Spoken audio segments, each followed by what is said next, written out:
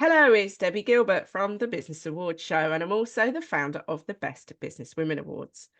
And today I am joined by Sophia Campbell-Shaw, who is from Woven Farewell Coffins.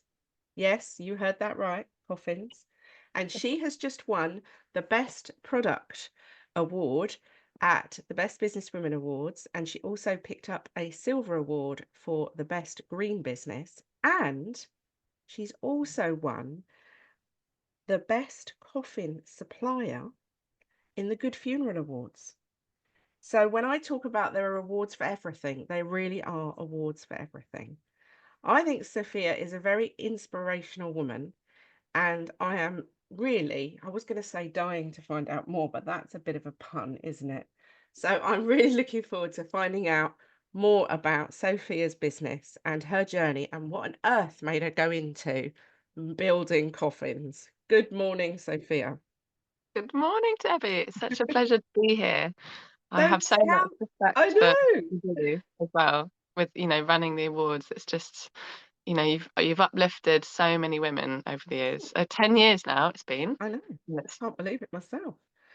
So let's talk about you today, because I think you've had a really interesting journey. So tell us all about your business journey and what took you into this world. Okay. Well, so it really started. So I've come from quite a creative background. Always brought up with entrepreneurialism. In both my parents. And then when I was in my 20s, my mum sadly passed away. But she did it in a way that felt really supported as much as it could, having such a primary bereavement. She talked about it before she died, her death. She was really kind of, we were supported by lots of people in the community, and we had, yeah, it just felt really solid. I can't, it's hard to describe, but she was at home most of the time. We were really lucky like that. Um, and so in a weird way, her death gave me a really incredible gift of feeling, having feelings around death and bereavement that weren't really scared or like it was a taboo subject. And so I always had in the back of my head, I always thought, okay, I really feel like I want to work in the funeral sector because bereavement can either be like really traumatic or it can be a space for growth. Mm. And I know growth and bereavement aren't words that normally people put in the same place, in the same phrase, but through being aware of like how temporary life is and how precious life is, we can live more fully and more true to ourselves. And also it can that way of thinking can give us confidence to be bold and really, what's the phrase, grab the bull by its horns, you know and yeah, so that so I kind of had this sense that if I was working in the funeral sector in a way that really supported families and gave, like I do now with having families come and weave with me either for a couple of hours or for the whole 5 days, um it can be a touch point, and it can be a way of families being around the coffin before their the funeral comes. So it really takes kind of a lot of angst out or like apprehension, and it becomes more of a familiar object, and families really often report that that's the same for them, Mm. um as it is a lot around the country in other ways where people can more and more have control, and like they can personalize the funeral to their loved one, where so we're really kind of shedding the Victorian Mm. way of doing funerals, which is so outdated, and the funeral sector is so slow to change. Um so that's kind of I actually started weaving as a bereavement process for when my mum was dying. um and I had that in the background of about basketry and selling a bit and teaching a bit and kind of getting more confident and in my craft. And then, yeah, like a lot of your listeners, a kid came along, me and my husband had our first child, and then it's like, wow. So I was organic farming until that point. Um, and life was just like very spacious all of a sudden, and got to rejig, thinking about really what is important to me. And then sadly, 8 weeks later, after my firstborn, my sister was killed in action. And so it brought this incredible combination of like, life is so bloody short. Like, I'd been starting to think about making willow coffins, and I was thinking, you know what, I'm just gonna jump because life is precious. And so I jumped and landed on 2 feet, um, and started trading when my firstborn was a year old, 12 months old. And that was almost 6 years ago. So yeah, it's been a real journey, as it is for a lot of people who are setting up a small or medium-sized business, or any business, as everyone here will probably agree with. And yeah, and now I have a franchisee, and we're selling internationally. I'm teaching internationally, and it just feels like, we're constantly stepping up. Yeah, it's quite a journey from like you said earlier, a place of loss and bereavement to turn that into something so positive. And I think probably because you've been through that traumatic experience yourself at quite a young age, Mhm. you probably bring that added compassion to your business. What do you think? Yeah. I hope to think so. Yeah. I do feel like those are traits that I can bring to, and skills that I can bring to the table. Um, yeah, specifically around not feeling awkward around bereavement. A lot of people don't really know what to say, which is fair enough. We don't get taught how to act Mm, around these people, um, in a formal way, or even through a cultural way, through our communities, really, most of the time. I do think it's different for other cultures, Jewish cultures and Muslim cultures. I come from a kind of atheist slash Christian background. And yeah, I think within that is quite Victorian, but I need to put a caveat in that there are lots of different cultures that I'm not part of. yeah. I think as well, you touched on a point about we are still, to be honest, traditionally stuck in the Victorian ways of funerals, and yet hundreds of years ago, and still in different cultures of the world, um, death is seen very differently. It's almost like passing on to another world. It's more of a celebratory event at the end of your life rather than the Victorian way of deep mourning, deep misery, deep trauma. Absolutely. In fact, today, being the 31st of October, I don't know if that was a coincidence, Debbie, or if you chose that. No, not at all. So today marks the beginning of Los Dias de la Muertos in Mexico, which is a 3-day festival around the dead and around their ancestors and around revering them. And it's so beautiful. And I think, in China as well, there's a massive festival around ancestors and around talking about our dead loved ones. And there's a lot that people are learning in the West, relearning, because it was the Halloween was also based on Samhain, which is today, which is our kind of Western, or at least British Isles version of like pre-Halloween from a kind of pagan perspective, from 1,000 years ago, or more than 1,000 years ago, which Mm, was about ancestors, which was about sharing about our loved ones. And mm, traditionally for them, for the pagan people, it's where the veil between this world and the spirit world is the thinnest, which is kind of, it's interesting that you get around the world these different spaces to really think about people who've died in a I wouldn't say celebratory, but more just kind of a warm way, rather than just a kind of only a very painful way. Obviously, in bereavement, pain never really, No. for most people, pain never really goes away. And I don't say that in a heavy way. Like for me, Mm. I don't think I'll ever stop feeling sad about my mum and my sister dying. But as time goes on, there's an integration, and as I kind of gain more skills around, yeah, being with grief in a way that is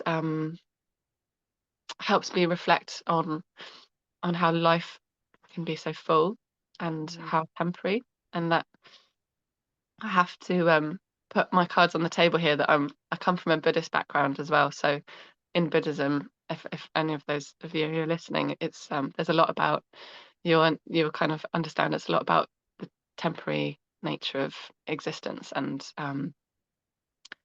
and there's a beauty in that, I think. Mm. Definitely. Yeah. So let's talk a little bit about willow coffins, because a lot of people may never have heard of a willow coffin and may not understand the differences between using a traditional coffin and using a willow coffin. So do you want to talk a bit about that? Sure. So the willow coffins are very much focused around being biodegradable. The willow is some of the time, depending on what willow coffin you get, comes from Somerset, so that's where we get our willow. And everything, the handles are either made from willow or from rope.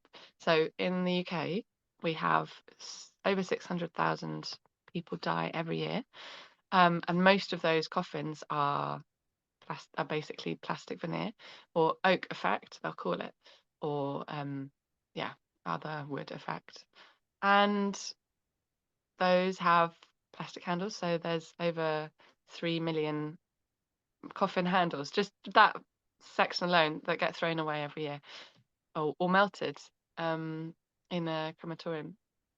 So since the 90s, there's been a movement in the UK to have more focus on green products. Hmm. So I feel very honoured to be part of that. And there's about 10 small coffin businesses in the UK, willow coffin businesses. Well, actually, any coffin businesses. There are not that many of us.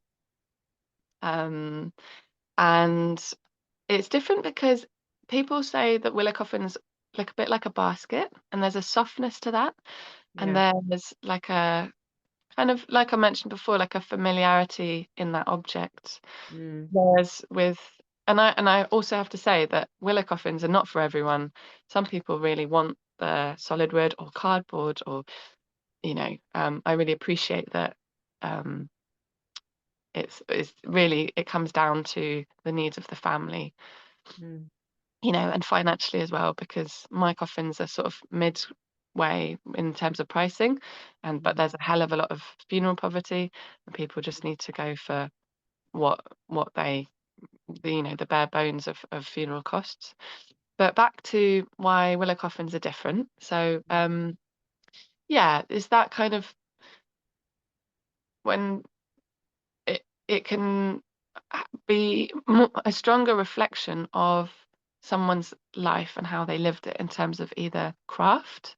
I've had Mm. families come to me from a craft point of view, from an eco point of view, from a Somerset point of view, um, and yeah, just there's so many opportunities to sort of tailor the funerals now, and so I really fit, I think, quite snugly into that. So people also like willow coffins because I don't know if you've ever been to a funeral where people have tied things onto a coffin, Mm. and that can be a really lovely little Mm. sort of ceremonial part of the funeral, and it's much more easy to do that with willow.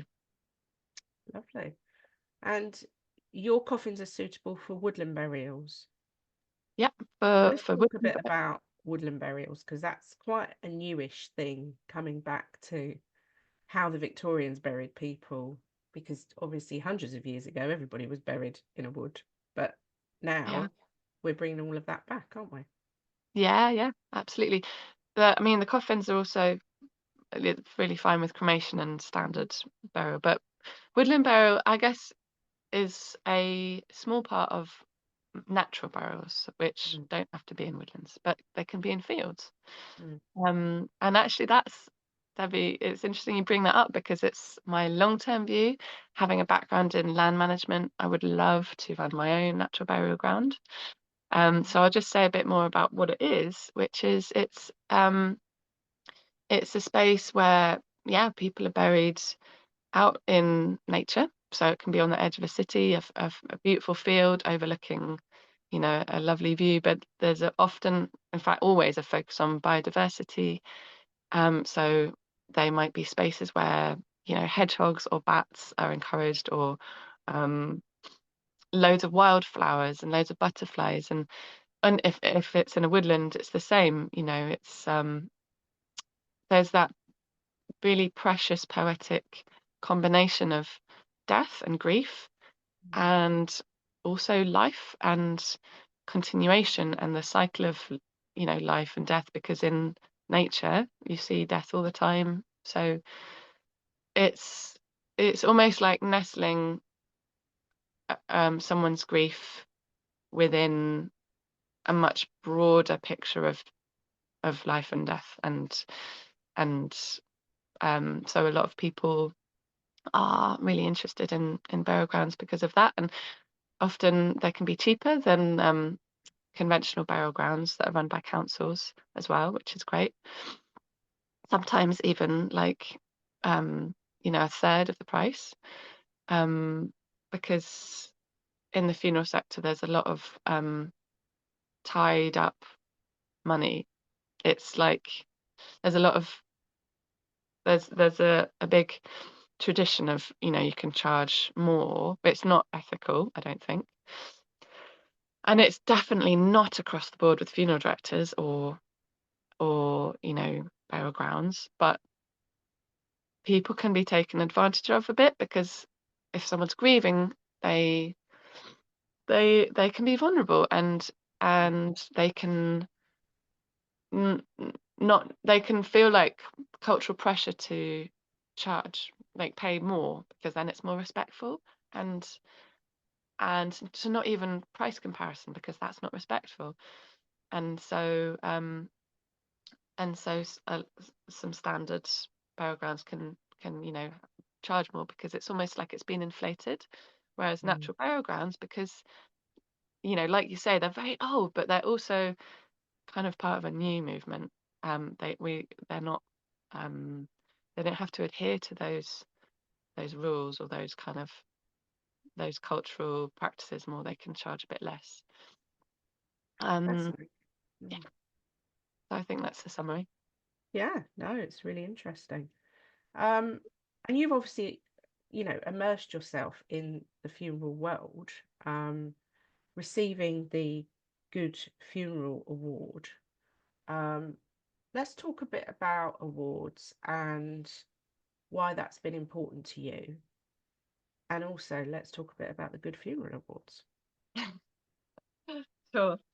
Um, well, I mean, so I first applied for an award with the Best Businesswoman Awards, I think 4 years ago now. Mm, it was, yeah. So I've had won silver a couple of times, which I'm so honoured. Thank you. And then winning gold this year was like, I was Oh, not expecting it, and well really deserved. thank you so much. And it's really, Debbie, I can't tell you how much it's supported me in my business, and it's really for example, publicizing. So it's a lot about the confidence that I've had from being awarded these incredible awards, but also the marketing of myself through winning an award, because they make people stand out. Mm, That really 4 years. So I was 2 years into my business, and it really helped set the ball rolling with gaining attention. So and having other opportunities come my way, which wouldn't have I wouldn't have been so seen if I hadn't won the Best Businesswoman Award and then put it into my local newspaper. So I had a PR company contact me saying, look, we've got this deal. We're like, they donated 30% of their income to charity, which is really in line with the way I do things, which we also donate to charity.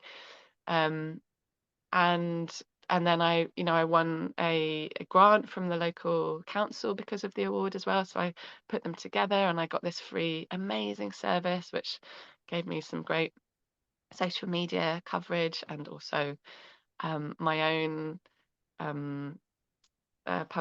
press release locally, and actually nationally I was in the Sun from that. So I can Oh, sort of, yes. and other, the Mm. Guardian and stuff as well.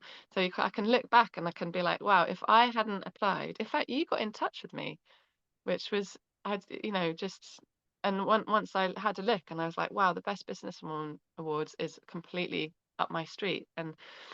Um, and only because of the algorithms of Instagram, I suppose, but it's something that I put winning an award down as like really creating a step change in my business direction. And so then this year I was nominated for um, the Good Funeral Awards, which is the one of the biggest funeral awards in Europe, and very, very niche, quite surreal. It's like, as I've been twice, we won the same award a couple of years ago, and when I went for the first time, I felt like I was in some sort of comedy sketch. Where is it? Where do they hold it? Well, it's all around the country. This year it was the Eden Project, but sitting next to grave diggers and like, Oh, wow, the Eden Project. I love the Eden Project. yeah, it's beautiful. We were in the Mediterranean dome, and yeah, I mean, it's just brilliant. Like, everyone is so supportive within the funeral sector. And because I'm a I'm a sole trader, and I don't have a big team. No, It's very novel and also really important, and I would say probably the same for really important to be part of, in a big space in my business community. So that's why I felt like I was part of a comedy sketch. But it was, and I think probably a lot of people listening who are small businesses who tend to work on their own, there's something really special about um, being all together in solidarity. And so that's one of the really amazing things about going to the Best Business Awards, is just to be in that room, being like all bigging ourselves up and each other up, and mm, the solidarity is so palpable and tangible. And I actually, the first time I went 4 years ago, I had my newborn and my second kid in a sling, and I don't yeah. know if you ever get children like newborns coming along, No, I but think you're the only one who's ever brought a baby. But we were fine with it. We said that. No, actually, I tell a lie. Hannah Salito last year brought her baby. oh, did she? Yeah, Yeah. because I'm very relaxed, and if people want to bring their children, why shouldn't they? I'm certainly not going to deprive people the opportunity to come along because they're breastfeeding or they need to take care of their children. So yeah, you were the first, you were the trailblazer for that. Oh, And Hannah brought her little boy last year. great. Um, and we had another lady, Tulip, and she brought her children who were probably about 8 or 9 years old along Oh, because she wanted them to be yeah, empowered. yeah. And Nicola Wood last year, she brought her son. He was probably about 15, 16. So some Oh, people want to bring their children because they want them to be part of that. mm, And I think it's nice for the kids mm, to be part of it. But I do remember because we have a photo. I don't know if mm. you saw it on the compilation that we did at the start, but there was you were on that with your child with his ear defenders on. I love that photo. He was probably like 6 months old. I know. That was lovely. It was really lovely. And I think you come across as such I would describe you as an earth mother, actually. Oh, Yeah. a nurse mother, did you say? An earth mother. An earth mother. Oh, that's Yeah. so lovely. So Oh, you've had your couple of Best Business Women Awards and your Good Funeral Awards, and then you touched earlier in the conversation about franchising. So tell me a mm, bit about that and what you're planning to do with Woven Farewell Coffins. sure. Well, yeah, about a year and a half ago, a lass called Abby got in touch with me and, she was like, "Do you wanna train me up? Can I get involved?" And I was like, "No." And then she got in touch a couple of months later being like, "Yeah, has your situation changed?" And I was like, "Yes, please come and help me. I really need to build in more capacity." Yeah. 'Cause there's a real rigidity around running a business with 2 tiny kids, and I don't Mm. have extra capacity very easily. I can't, Were you finding you were turning work away because you couldn't do it? Because you almost, can only presumably work on one coffin at a time. absolutely, Yeah. I almost was, but not turning work away meant working all night sometimes. Oh, I don't Sophia. wanna do that, and No. it's not good for me. It's not I'm a really crap mum when I do that. Mm. So, yeah, I brought her on, trained her up, so she's in Lincolnshire. Um, Oh, wow. Okay. yeah, so Mm. it's really interesting having a franchisee who is or she's kind of like a colleague, on the other end of well, up in the Midlands because it's it's a very physical in-person business, Mm. and to be quality checking her work and being a really good tutor and a quality tutor is challenging when you're Mm. not in the same space. But she comes down 3 times, 4 times a year, and um, it's been it's been amazing to see her grow, and she's now working as a part-time funeral director as well. Wow. Um, so yeah, or a funeral assistant. Um, and yeah, I think I'm interested in other parts of the country. I Yeah. think, especially within the nature of my work, if I'm working closely with local funeral directors, then and not selling nationally or internationally, then there's a lot of potential Mm. work and families basically to support. Um, so yeah, it's something that I'm considering right now, and watch this You could have, space. yeah, so you could Oh, have a woven coffin academy sort of thing where people come and learn how to do it, and then they do it in their own local areas under your branding, presumably. mm. Yeah, Yeah. possibly. We're kind of ahead of the curve a little bit. So Mm. while in the funeral sector, there's a massive movement towards more green practices, and Mm. it's about time. Um, the willow coffins are still some people still don't even know they exist, even though I think most people now have seen a willow coffin. So it's like how how much do I grow basically to not and we need to grow in a way that matches the demand basically. But Yeah, and I think it's another area where we need to open the conversation about death and dying a bit more. And I think we've mm, talked quite a bit about it already today, but I still think it's a very taboo subject. And I've had this personally, mm, me, because I'm very open about it. I've lost both my parents. mm, They weren't old either when they passed away. And I mm, think maybe that's why I'm more accepting of the fact that that is what's going to happen. mm. Um, and I've donated my body to medical science.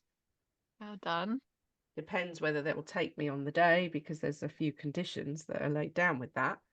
Mm, But when I was living in Hertfordshire, I used to joke and say, my body's going to Cambridge University, so I'll end up at Cambridge University as a sort of like parting sort of joke.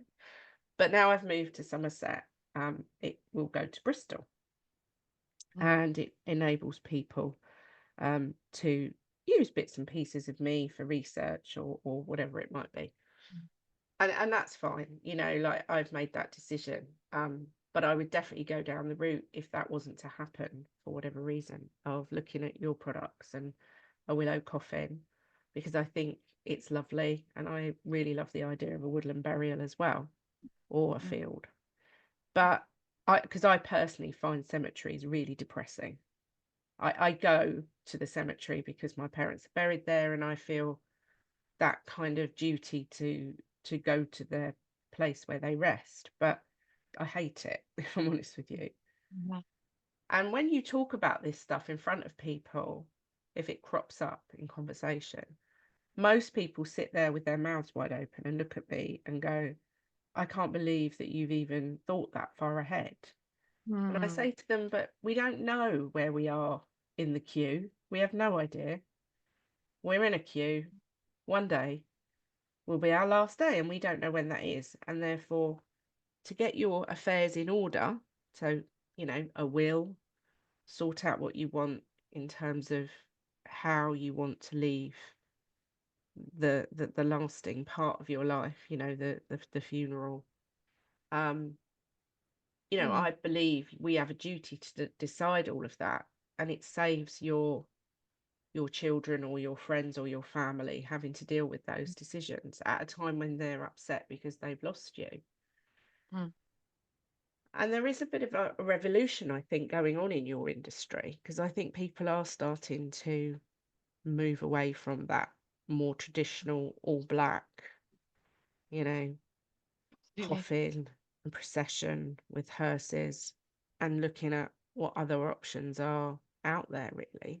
So I think it's quite exciting for you, because you're almost at the edge of this revolution which is happening, this change. Mm. But we know it's not going to be an overnight change, don't we? Mm. What's your Absolutely. thoughts on that?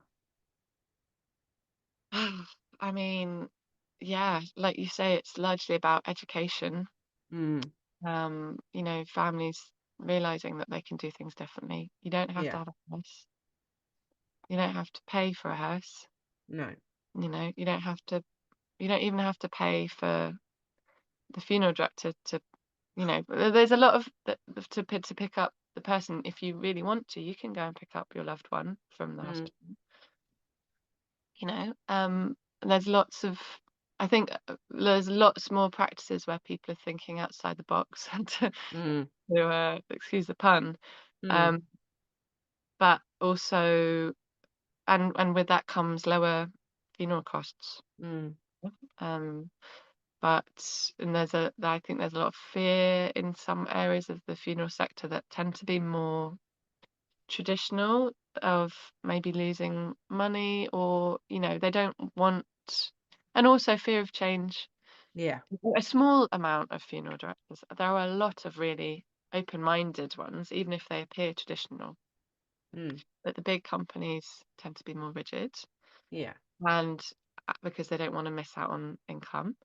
Um, and yeah, so it's largely about information, and also doing a bit of research in advance Mm, of, if there is a loved one that you have who is sadly nearing the end of their life, like, you can do a bit of planning, or even before. Like, I just love that you, Debbie, have come to that decision and are like bringing the subject to everyday situations for people, and maybe planting a seed for people to be like, oh, maybe it, yes, thinking about my will is quite a confronting thing, especially when children are involved, and thinking about who's going to care for the children. That's one of the major sticking points of people mm, sorting their will out, because you don't want to think about that.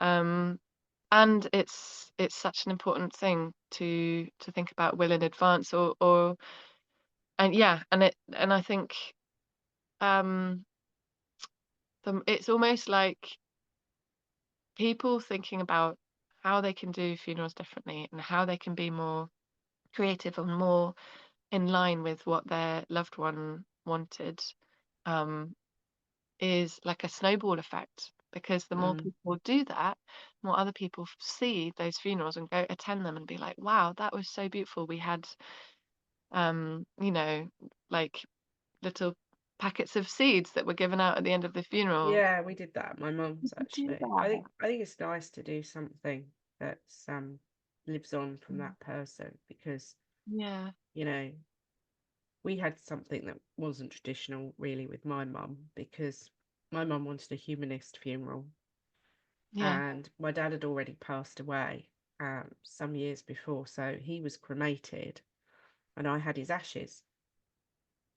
And you can't, my mum had sorted out her plot at the cemetery where she wanted to be a long Mm. time before that, but you can't put ashes in first. You have to put the coffin in first, and then, you know. Mm.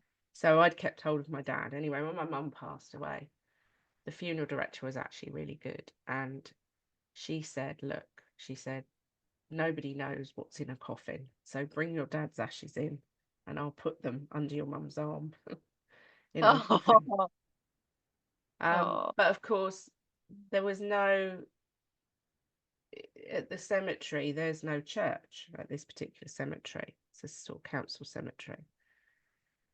So then we were like, where are we going to hold some sort of event, you know, some sort of service? So we used to take my mum to this hotel on a regular basis that she really loved in the local area. So I used to run events there as well. So I knew them really well. And I said to them, you know, can I use the garden? They had this beautiful room at the back of the hotel called the garden room, which seemed very fitting. Mm. So we all met at the cemetery. We did a service. I got a humanist celebrant to do a service at the graveside. And then we went to the hotel where we sort of did a bit of a service of remembrance, I guess. And Mm. then we had a nice lunch. So Mm. not your sort of egg mayonnaise sandwiches. We Yeah, yeah. had like, and a lot of people said to me afterwards, I've never been to a funeral like this before. You know, Wow. it felt, you know, more of an event than it did a funeral. And, you know, we asked people not to wear black because my mum wouldn't have wanted that either. Mm. And people didn't, and that was nice.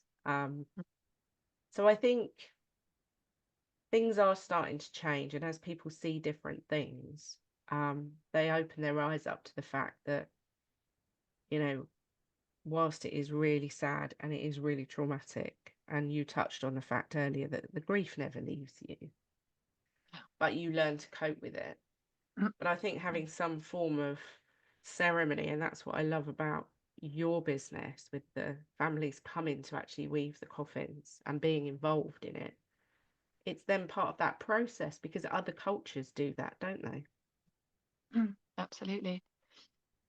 And it's sort of more Absolutely. involving. Yeah. So I'm in absolute awe and admiration for what you're doing. Yeah. So let's just finish off our conversation by talking about what you've learned running a business. And if somebody is listening to this and they are on that early journey of their business, what sort of things would you advise them to Oh God, do? such a big question. Um, ah, I, you know what, Debbie, and I don't know how many women answer the question like this, but finding routes to cultivating self-compassion Mm, is absolutely key. And like, yes, you're going to mess up, and that's okay. Maybe you're not going to get the response that you want, and that's okay because you're doing effing amazingly. Just in starting, just in even thinking about a business. And the first year of my business, I had crippling self criticism and imposter syndrome, and mm. it was it How did you get definitely. over that, though? Yeah. How did you navigate that? Well, like I mentioned, I have a Buddhist practice, and Yeah. big Buddhism is self-compassion. So it doesn't have to be a spiritual practice. Just, I mean, mindfulness, basically. If I would really recommend meditation for to support most kind of inner challenges. But just finding finding maybe podcasts or maybe social media platforms that are supportive to challenging our inner critic, and making sure that we're nurturing our inner world to be to be kind to ourselves. I think that's really the foundation of starting a business in a way that is healthy and nourishing. Mm. Do you get many people answering that? I mean, No, I mean, actually, I think it's really good advice though, because I think we mm, don't probably look after ourselves as much as we should, and mm, it's powering forwards. But actually, stopping and being still for a while is also good practice, isn't it? And getting that mm, sense of self and grounding ourselves. yeah. I'm really guilty of not doing that very often. Me too. I'm terrible. But I think Yeah, that's a good point. And there are some great podcasts and some great apps out there now for mindfulness that you can tune into. But maybe sometimes just traveling to a place of nature and spending a day walking yeah, or, yeah. you know, Because being outdoors. absolutely. Because what it does is it reduces our stress levels, our adrenaline. And if for those of us who are perimenopausal, that's absolutely bloody crucial. Yeah. Um, and and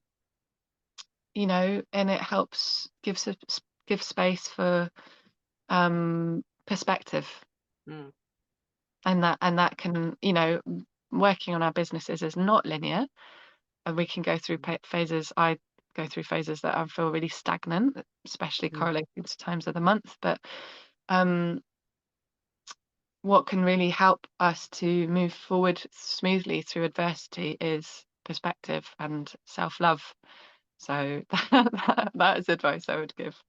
Oh, that's a lovely ending to our really interesting discussion today.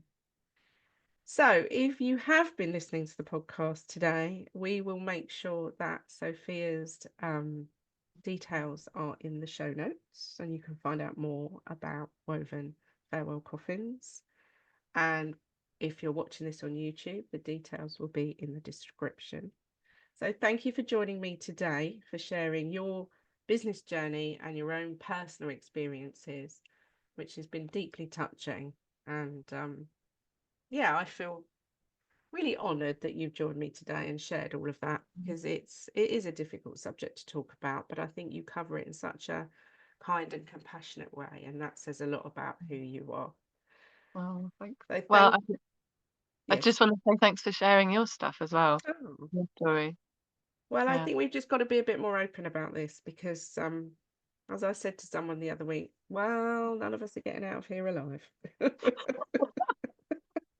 Haven't heard that one. Yeah, we know that's what's going to happen. So why do we bury our head in the sand and don't want to talk about it? I think we have to be open about it. And I think it makes for a more comforting discussion that you can have with your family beforehand. So if you're listening to this and you haven't thought about all of these things, now's the time to think about it and spend a few minutes reflecting and thinking about what we've talked about today, and go and talk to your family and your nearest and dearest and get those plans put into motion.